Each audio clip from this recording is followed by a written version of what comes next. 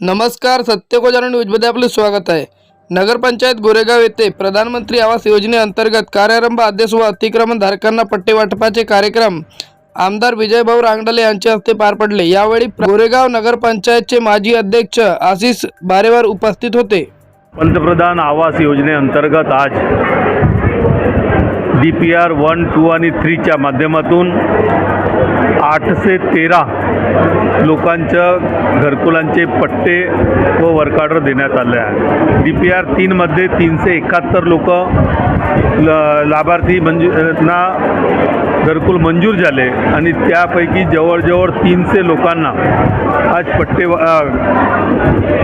घरकुलाचा कार्यारंभ आदेश देण्यात आलेला आहे। आणि त्याचबरोबर काही अतिक्रमण धारकांचे लोकांचे जे पट्टे होते ते सुद्धा पट्टे आपण वाटप केले आहेत। आतापर्यंत 38 लोकांना घरकुल बांधण्याकरिता शासकीय जागेचे पट्टे देण्यात आलेले आहेत। काही लोकांचे अतिक्रमणाचे पट्टे जे झुडपी जंगलामध्ये आहेत, काही खाजगी जमिनीमध्ये आहेत, त्यांच्यासुद्धा निराकरण करून त्यांनासुद्धा पंतप्रधान आवास योजनेच्या माध्यमातून घरकुल बांधण्याकरिता पट्टे देण्यात येतील। देशाचे यशस्वी पंतप्रधान नरेंद्रभाई मोदी यांचे जे स्वप्न आहे की प्रत्येक लोकांना, प्रत्येक माणसाला पक्कं घर मिळावं, पक्कं छत मिळावं आणि ते स्वप्न पूर्ण करण्याकरिता आज नगर परिषद गोरेगावच्या माध्यमातून पंतप्रधान आवास योजनेच्या लाभार्थ्यांना जे कार्यारंभ आदेश दिलेला आहे त्याबद्दल देशाचे लाडके पंतप्रधान यांच्या मी सर्वांच्या वतीनं, सर्व लाभार्थ्यांच्या वतीनं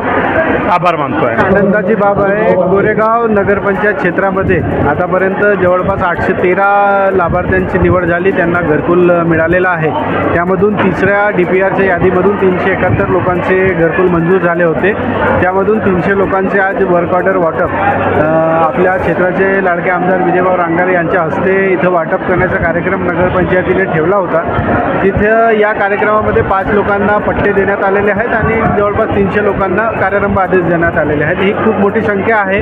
आणि त्याचबरोबर आपल्या क्षेत्रातील पाण्याची समस्या जी होती गोरेगाव शहरातील, एक ज्वलन समस्या पिण्याच्या पाण्याची, त्याचा पण तोडगा निघालेला आहे। आमचे लाडके आमदार विजयभाऊ रांगडाले यांनी मागील आठवड्यामध्ये गोरेगाव शहराकरिता 50 कोटी किंमतीची एक स्वतंत्र पाणीपुरवठा योजना घरोघरी नळ लोकांना मिळणार आहेत। नवीन 5 ते 6 टाक्यांचं बांधकाम होणार आहे। एक सोलर चलित ऑटोमॅटिक एकदम नवीन जलशुद्धी